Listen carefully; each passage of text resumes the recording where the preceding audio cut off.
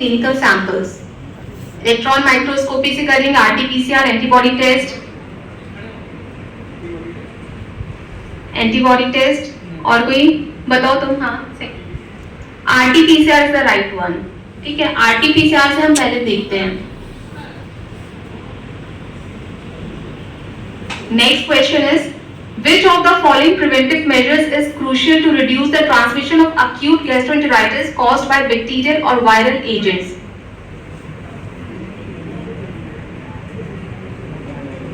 Proper hand hygiene is the right answer. Avoiding physical exercise इन सबसे कुछ नहीं होगा, proper hand hygiene maintain करना होता है।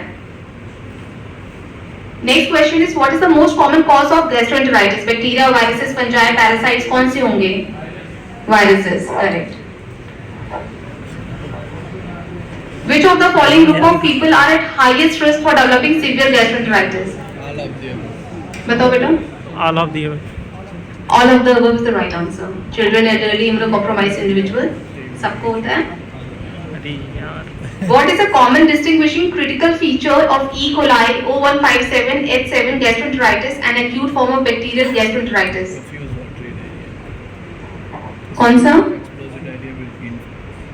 ऑप्शन बोलो बेटा A, B, C. A is not a right answer. बताओ तुम। हाँ C ऑप्शन नो। दो एलिमिनेट हो गया। डी डिस्टिंग्विशिंग फीचर यही है कि ब्लडी डायरिया होता है उसमें। ठीक है, ब्लडी डायरिया होता है।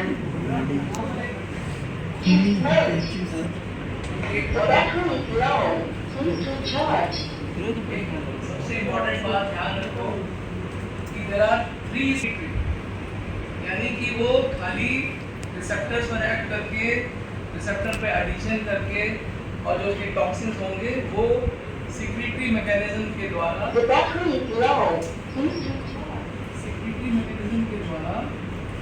जितना भी सोडियम होगा उसको सिक्रीट कराएगा, एब्जॉर्ब नहीं होने देगा।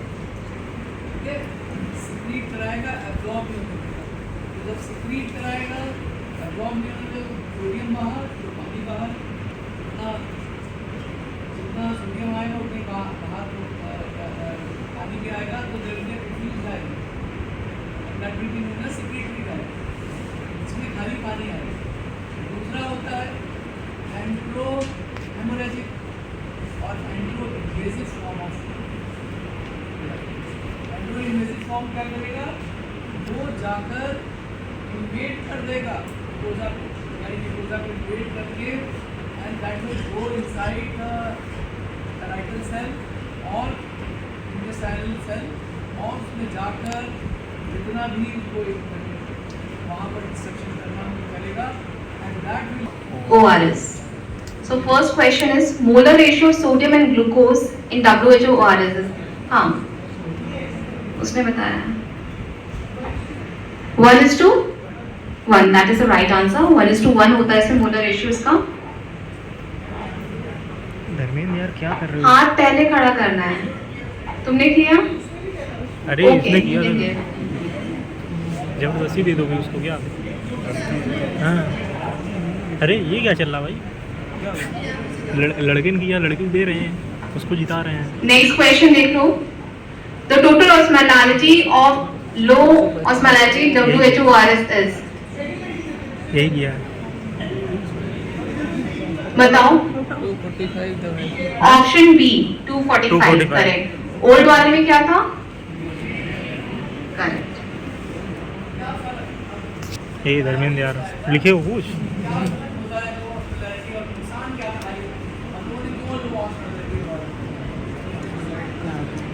Stool in 8-year-old child. 100 to 200 ml is right. That is the right answer. कैसे पता है ये? क्राइटेरिया होता है लेस देन 24 मंथ्स का है अगर, तब हम देंगे 50 to 100 ml। 2 years to 10 years हम देंगे 100 to 200 and more than 10 year का है तो as much as the kid can drink. ये है पर लूज स्टूल प्लान ए के अकॉर्डिंग। राइट, तुम्हारा आंसर राइट है 100 to 200 ml। Yes. What is the correct composition of WHO reduced osmolarity ORS? Dharmendra 2.6 ये यार Option C C, that is right. इसमें NaCl 2.69 ग्राम होता है, KCl 1.5, ग्लूकोज 30. एसिडोसिस करता है सोडा बाइकार्ब जो होता है वो शेल्फ लाइफ कम कर देता है. And what was the reason? क्योंकि वो फर्फ्यूरल कंपाउंड बनाता है जो कि ब्राउन कलर का होता है ग्लूकोज के साथ मिक्स होके. पहले जो ORS आते थे उसमें सबसे ज्यादा प्रॉब्लम क्या होती थी आजकल के दिनों में, एकदम पसीज जाते थे वो, एकदम पानी मिल जाता था उसके अंदर तो वो पूरे डिस्ट्रॉय हो जाते थे. माइक्रोस्कोपिक होता है सोडा बाइकार्ब. अच्छा ये मिलाते क्यों हैं सोडा बाइकार्ब? अभी क्वेश्चन तो नहीं है वाला कोई? नहीं, हाँ ORS. It is All of the above the right answer. Next, the freshly ORS should not be used after. Group answer नहीं करना है. Option 24 hour. और कोई? तुम बताओ. 12 hour. 12 hour is the right answer. इसमें लिखा है if kept at room temperature. अगर रूम टेम्परेचर में रखेंगे तो 12 hour, अगर रेफ्रिजरेट कर रखा है तब 24 hours तक यूज कर सकते हैं. हमेशा कोशिश करना चाहिए कि हम लोग रेफ्रिजरेट करते हैं. ओके ये क्वेश्चन हो गया ऑलरेडी, तो ये नहीं मैं पूछूंगी अब एसिडोसिस वाला. हाँ सोडियम बाइकार्ब. नेक्स्ट अब आएगा फार्माकोथेरेपी की बेस पे. हाँ sir, good. The drug of choice for chemoprophylaxis against cholera. कौन सा टेट नहीं है. अरे यार नहीं, टेट्रासाइक्लिन है ना. ऑप्शन बोलो बेटा. D ciprofloxacin. रॉन्ग. अब टेट्रासाइक्लिन दो ही बचे, उसमें भी गेस मार लो. Tetracycline yes ma'am. विब्रो कॉर्वास के लिए जो यूज करते हैं that is a tetracycline chemoprophylaxis के लिए. चलो अब आएगा बताना, ठीक है? ये फार्मा एक्सपर्ट है ना, अब आएगा तुमको बताना तुरंत. बताइएगा नहीं करेंगे. बेबी शैम्पू और जो क्यों ये तुरंत बताना, ठीक है? तुरंत. ये धर्मेंद्र दूसरी बार आंसर इधर से आएगा, ठीक है? Mucus and blood in stool and is suspected to be suffering from Shigella enteritis. What antimicrobial treatment would be most appropriate? बताओ, हाथ तो खड़ा करो. कौन सा?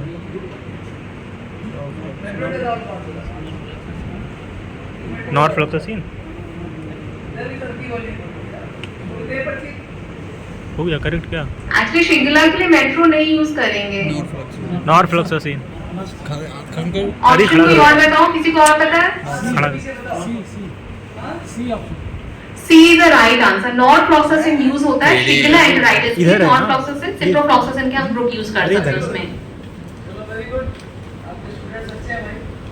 अरे यार बताए तो धर्मेंद्र तुम ही हो यार. Next question, what is the drug of choice for diarrhoea एक कॉज्ड क्वेश्चन बाय क्या एंडोलिवर हिस्टोलिटिका? ये बताओ भाई. हाँ? बताओ. अरे हाथ उठाओ यार तुम. Option A is the right answer. इसमें वैसे अगर ऑप्शन मेट्रोनिडाजोल या थिनिडाजोल होता तो हम इसको कंसीडर करते, बट मैंने वो डाला नहीं है. उसके अलावा हम जो यूज करेंगे दैट विल बी पैरामोमाइसिन. ठीक है? तुम लोग पढ़ोगे अभी लोग एंटीबायोटिक चलाया नहीं है, लेकिन पैरामोमाइसिन इज अ लिमिनल एंटीबायोटिक. ये यूज करते हैं डाइलॉक्सिनेट, ड्यूरेट, metronidazole, थिनिडाजोल, सेक्निडाजोल. So next question is, what is the drug of choice for diarrhea caused by which is having a characteristic of rice watery stool? और निडाजोल. B B. कौन सा है? B option दूसरा. Norfloxacin. तुम बताओ. दूसरा ऑप्शन बी. ऑनिडाजोल. सर ने बता दिया था अभी पढ़ाते हुए. Rice watery stool. हाँ तुम बताओ. पैरामोमाइसिन. सी बताओ भाई. Doxycycline. Doxycycline rice water stool is the characteristic अरे Vibrio Cholera में diarrhea which is caused by Giardia lamblia. C Tinidazole is the right answer. अरे Correct. यार इधर लेना चाहिए था यार सबसे ज़्यादा perch Provide adequate hydration and maintain correct electrolyte. That is the correct answer क्योंकि viruses में आपको कुछ एंटीबायोटिक देने की जरूरत नहीं है. आपको सिर्फ मेंटेन करना हाइड्रेशन और इलेक्ट्रोलाइट को. So next question is the following diarrhea is consistently benefited by antimicrobial therapy. Irritable bowel syndrome है, cholera है, salmonella diarrhea है, traveler diarrhea. सी सी उठाओ सी सी सी ऑप्शन सी सी C नहीं है, तुम बताओ. कॉलरा. अभी तक कॉलरा के 3-4 क्वेश्चन होंगे कि एंटीबायोटिक से उसका बिल्कुल करेक्ट क्योर हो जाता है, क्यूरेटिव ट्रीटमेंट है. कॉलरा पूरा हैजा पूरे कम्युनिटी में फैलता है. कम्युनिटी को पूरा पूरे तरीके से हम लोग management of dehydration IV fluid से answer now the last section is management of dehydration. इसमें केस सिनेरियो के बेस पे है, एक ही केस सिनेरियो और उसके सब सेक्शन है. तो केस सिनेरियो ध्यान से पढ़ लो.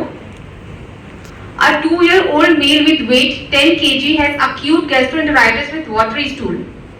ठीक है. अब he is irritable with increased thirst. Best way to describe him is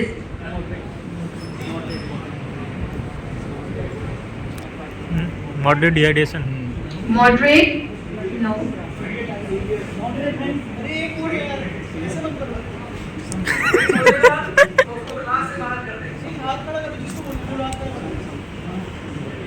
severe नहीं है. बोल दो दिया इसमें थोड़ा सा कंफ्यूजन रहता है. माइल्ड को भी हम कंसिडर करते हैं, अदरवाइज इसको जो बेसिक बोला गया है वो है सम डिहाइड्रेशन. आजकल माइल्ड और मॉडरेट डिहाइड्रेशन को एक ही वर्ड बना दिया गया है, सम डिहाइड्रेशन. सम डिहाइड्रेशन असर है क्वेश्चन है उसमें. दूसरा क्वेश्चन है he received home treatment of sugar solution with increased purging. Now his mucus membrane are dry with sunken eyes and oliguria. How his condition is best described. आप क्या बोलेंगे इसको? आप क्या बोलेंगे? इसमें सिम्टम्स देखो.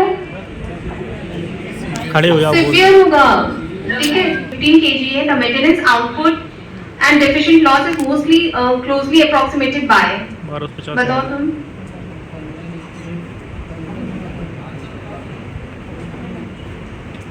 Option D is not right. अरे बी है यार 1250 ml ये कैलकुलेट कराया जाता है. बताओ. ऑप्शन सी भी नहीं है. बी है ऑप्शन बी किसी ने नहीं बताया. ऑप्शन बी है. कैसे कैलकुलेट करते हैं? अप टू 10 kg कितना होता है? ये कहीं बताओ कैलकुलेशन मेथड. कैलकुलेशन मेथड बताएगा. His clinical condition will be best described as. Shock किसने बोला है? बोलिए क्या आंसर है बताओ. Shock shock. Shock is the right answer. जो हाथ उठा के बोलेगा काय उठाए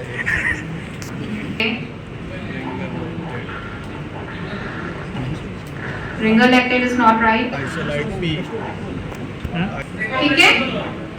नर्सिंग स्टूडेंट्स के लिए भी बता दें. सीधे सीधे 100 ml पर kg याद रखना है. अगर पेशेंट शॉक में है तो 100 ml पर kg के हिसाब से उसको आईवी फ्लूइड देना है. अब अगर 2 साल से नीचे का बच्चा है, 2 साल से नीचे का बच्चा, तो उसको हम लोग लंबे समय तक देंगे. जिससे 8 घंटे लंबे समय तक कैसे देंगे? 6 घंटे. ठीक है.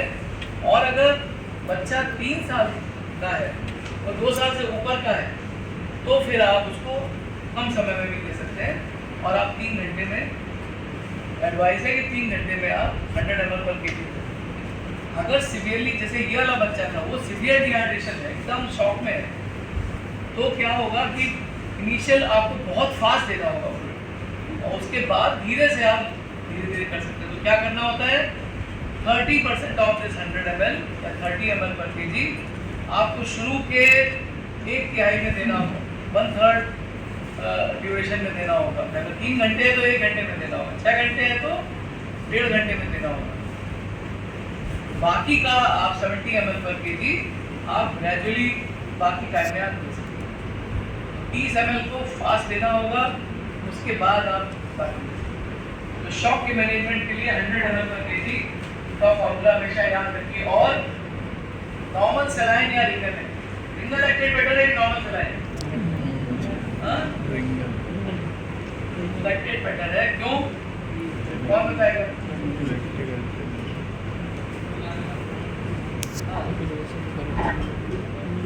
Very good. मेटाबॉलिक एसिडोसिस हो रही है, lactate again the type of bicarbonate जो बन जाता है साइट्रेट की तरह, और lactate will combat metabolic acidosis. दे दो पर्ची। Which fluid and drug resuscitation needed now? आप क्या देंगे? कैपिलरी रिफिलिंग टाइम नहीं सही हो रहा, बताओ। एलबी में तुमने क्या बोला है? आइनोट्रॉप्स। आइनोट्रॉप्स बोल रहे हो? Inotrope is the right answer.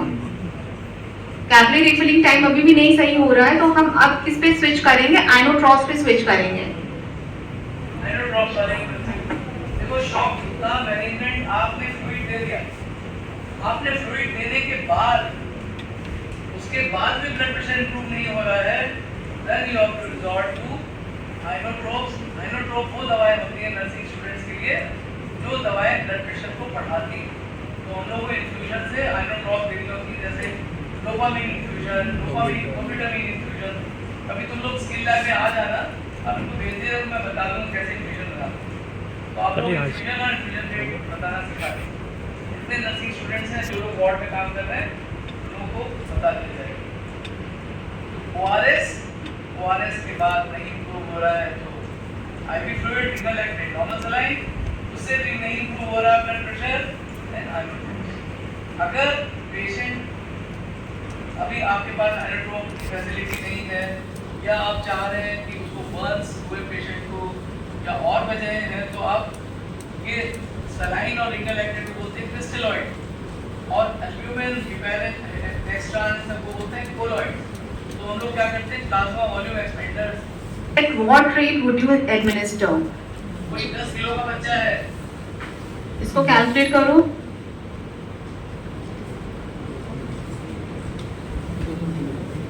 पहले तो ये डिसाइड करो वो देना क्या है, dopamine, normal saline, adrenaline, dopamine या डोबुटामाइन।